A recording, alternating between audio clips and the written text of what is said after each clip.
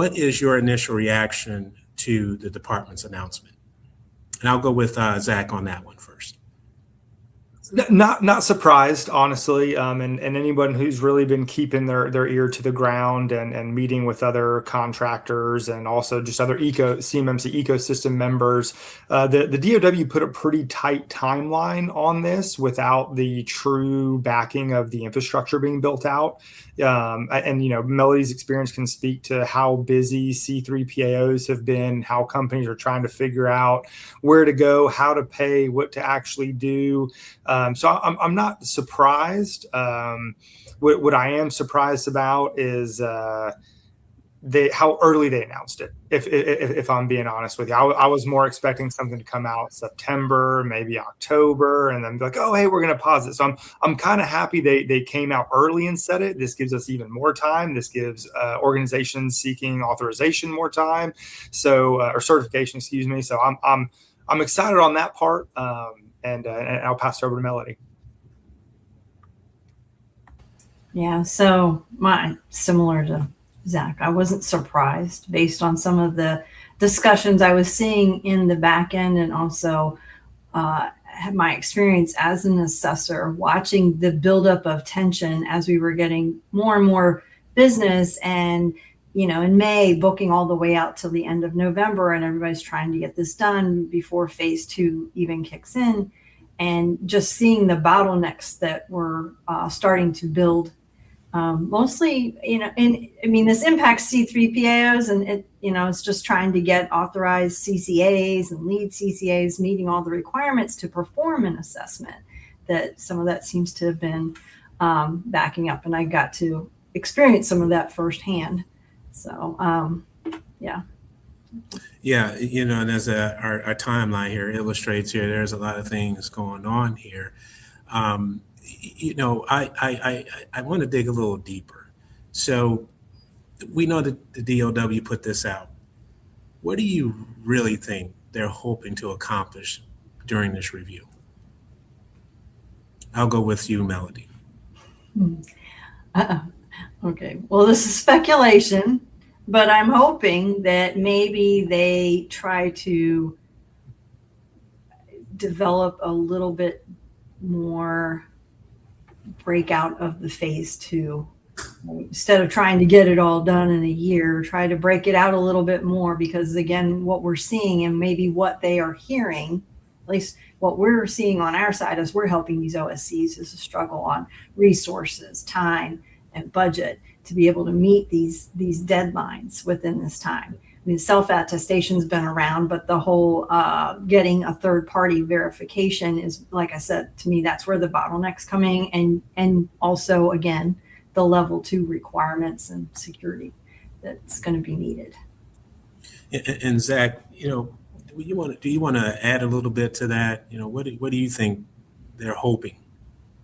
Well, so what I saw and heard from the DOW was speed to capability, right? And really the focus on small and medium-sized company, non-traditional DIB companies being able to still participate in the DIB, right? And them talking about the new acquisition transformation system being a part of this, and ensuring that they're breaking down some of the paralyzing prices, as they also said, for companies to get across.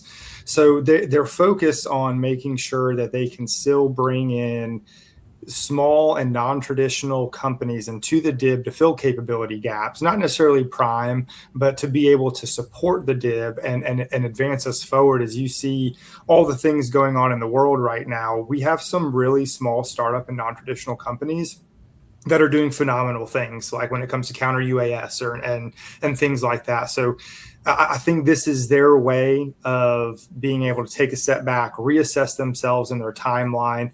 Another, they want to be scalable but realistic, right? So what does that mean? Is it a different way of coming from level 1 to level 2? Is it a different way on how they control some of the CUI flow down through the primes or through contracts, so that way people can start participating, generating revenue, be able to afford costs? So I just found it very interesting that they were really focusing in on more of the smaller and non-traditional DIB companies and making sure they can still participate. And I think it's fair to say the market is still in its infancy. So just collecting the data points on what it truly costs to do readiness and prep and maintenance and authorizations. So I think it's good on the DOW. I'm happy they're doing it, and excited to see what comes out of the 60-day turnaround period. Well, this, both of what you shared is right on point. And I think you talk to anybody in this ecosystem, they have similar questions, right? And thoughts. So, now that we've established what changed, let's turn our attention to what didn't. So, despite the announcement, from what you can see and share with our folks out there, what hasn't changed, Zach? What do you think hasn't changed at this point? Security is still non-negotiable with the DOW, right? Phase 1 is still in full swing, so you still have your November 10th deadline of having to do your self-attestation for level 1 or level 2. This is just a health check to make sure that, these timelines we put ourselves in, DOW realize, hey, okay, we got to change something or else we're going to pigeonhole ourselves, right? So this is still fully on course. CMMC is not going away, right? This is something that we have to do. The DOW is serious about it. The current administration is serious about it.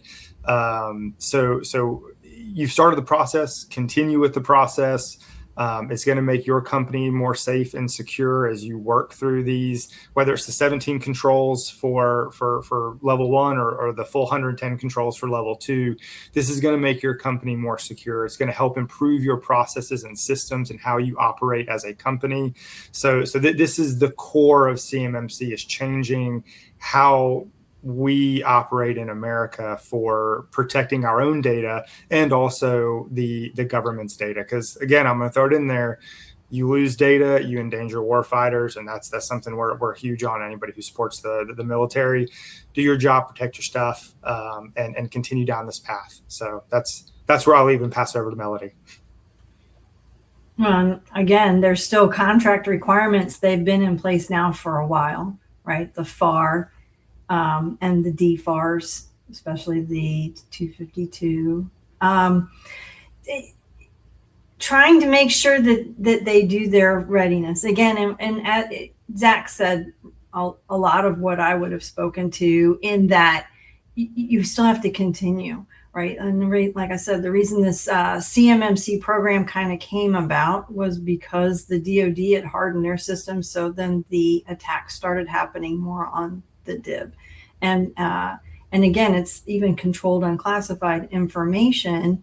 Now they're able to leverage that and start targeting that. So the need for protection, as we're working with these OSCs, the small ones, we're hearing maybe they don't have anything in place, or maybe they're doing what they think is best. And so this framework is going to help them to formalize a way to protect that information, like Zach was saying. Everything still boils down to protecting CUI, right? So that's still paramount. That's still important.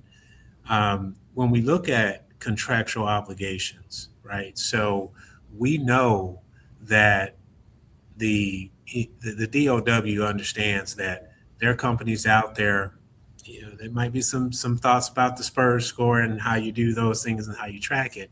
But I do want to dig a little deeper on that particular point regarding what didn't change.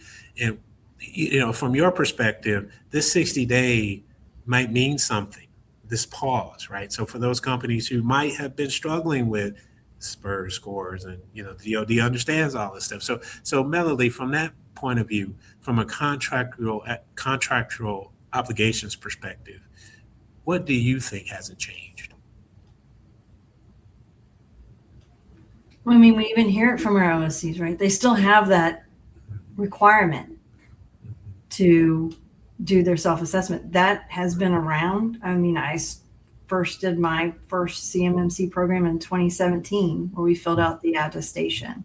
Now, I guess with phase 1, you have to upload it into the SPRS system, SPRS. And here at DigiFlight, what we do is we try to help these OSCs with their readiness for either level 1 or level 2. And this will help meet those contract requirements. And we get some OSCs that are new to the DoD requirements that need help. And these contract requirements sometimes come fast, and so we're going to be able to help them with that. Yeah, that's great. That's a great point there. And Zach, on the same token in regards to what didn't change, I want to take a slightly different angle, because you talk to a lot of heads of state of these different companies about their situation, their CMMC journey, and things of that nature. So when we talk about cybersecurity investments, what makes sense? Which of these cybersecurity investments should they continue to implement regardless of what comes out of this review period, what comes out of the implementation timeline it might take? So what are those investments from your professional experience tell you? Well, first and foremost, you don't want to get a False Claims Act, right? So with phase 1 implemented, you don't want to lose revenue or have to pay the government back. We've already heard from the DOW that DIBCAT assessment teams are still going to come out. They're still going to assess claims or whistleblowers, right? So one, protect your revenue first, right? Make sure you understand your score. But to answer the question specifically about what needs to maintain no matter what is, I think it goes back to those system and processes of ensuring onboarding, offboarding, monitoring, those standard business operation practices that really make you efficient will also lead to better protection. It'll make sure that there's no privilege creep or privilege escalation. Like maybe you use a laptop, but you didn't wipe it fully and it still has local admin privileges or something along the lines of that, right? Or your access control list isn't updated, so people are able to access things you're not supposed to. So there's a lot of good nuggets within the 800-171 framework that allow companies to operate more efficiently and establish processes and procedures that'll make just business operations cleaner, smoother, and just protect your company and your own IP, not just the government's.